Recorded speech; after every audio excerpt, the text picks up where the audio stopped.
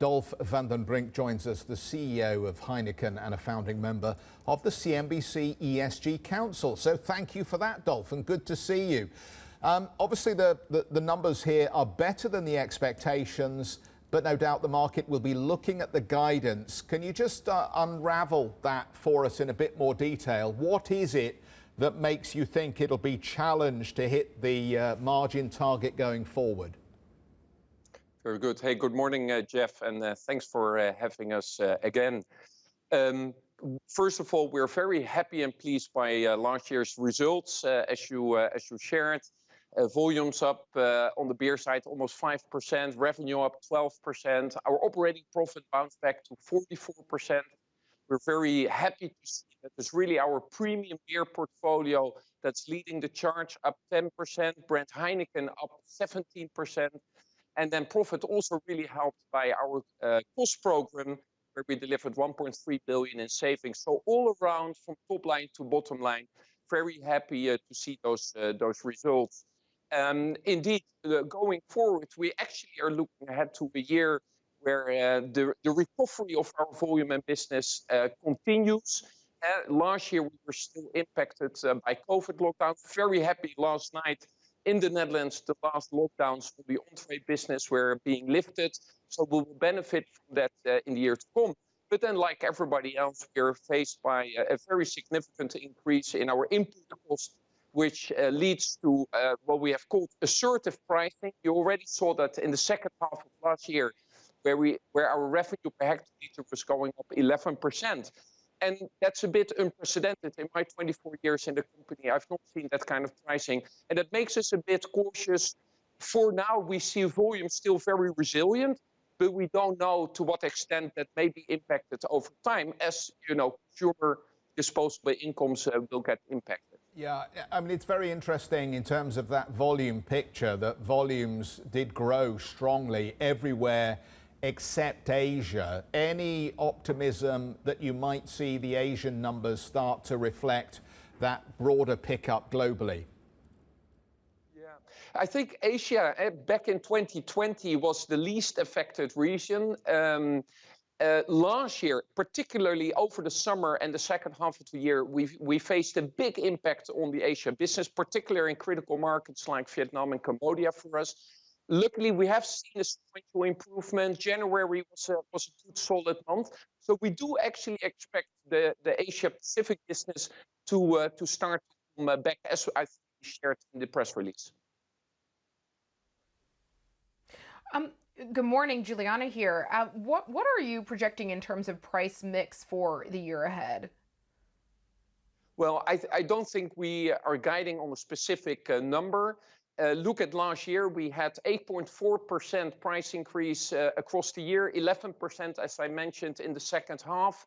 We're guiding that we will be assertive, that we will aim to offset our input cost increase like for like in absolute terms in this year, which will mean a continuation of quite assertive price increases.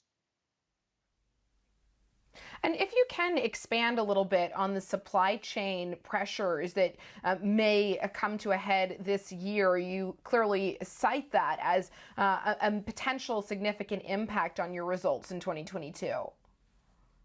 Yes, well, the kind of turbulence we're seeing in the supply chain side remains unprecedented. I'm incredibly proud of our organization, how we've been weathering that over the last year, really avoiding out of stocks for our consumers. Some things are getting better, some things remain quite challenged. And it's just a word of caution that we're not out of the woods, I think, as a world on these logistical challenges as we have been experiencing them over the last months. Dolf, I think we're really interested, and we'll persevere with your line because I know it's breaking up a little bit, but we really want to hear the answers. I'm very interested as to what you're seeing in terms of the balance between on-trade and home consumption at the moment, because some habits that were picked up during the lockdown seem to have persisted when it comes to food and drink purchasing. Has that been reflected in what you're seeing in terms of the breakdown of figures? Are people still quite reluctant in the West to go back to the on-trade? Yes, it's a good and important question. So if you look to the facts, last year, our off-trade business was still performing very well, running about 10% ahead of 2019 pre-COVID. Our on-trade business in Europe still 30% below. The second half of the year, that was improving to around 15% below. As we are kind of getting to the tail end of off-trade, we do see an improvement continuing, but we still expect the on-trade in Europe to be compromised compared to 2019. It will take a bit longer to recover. We will see pretty good resilient volumes remaining in the off-trade, although some of these huge increases are starting to come down a bit.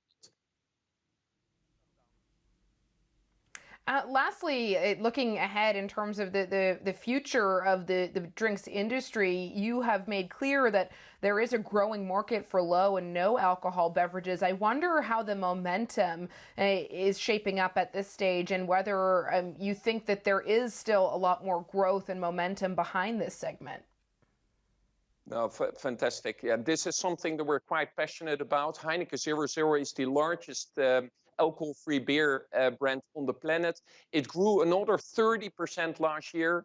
It is available in 100 markets across the globe. Originally, we thought it would be very relevant to North America and Europe, but that's actually a global phenomenon. Brazil is our number one market. Mexico is a top 3 market.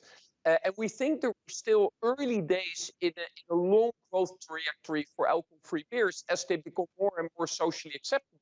And importantly, that the taste and the beers themselves become better and better, like what we have seen with Heineken 0.0. In general, we saw brand Heineken, by the way, do exceptionally well with that 70% growth. So, yeah, we entered the year with confidence that even with all the turbulence in the world around us, our core brands and portfolio are having very strong momentum. Brilliant, Dolf. Thanks so much for joining us. Dolf van den Brink, the CEO of Heineken and a founding member of the CNBC ESG Council.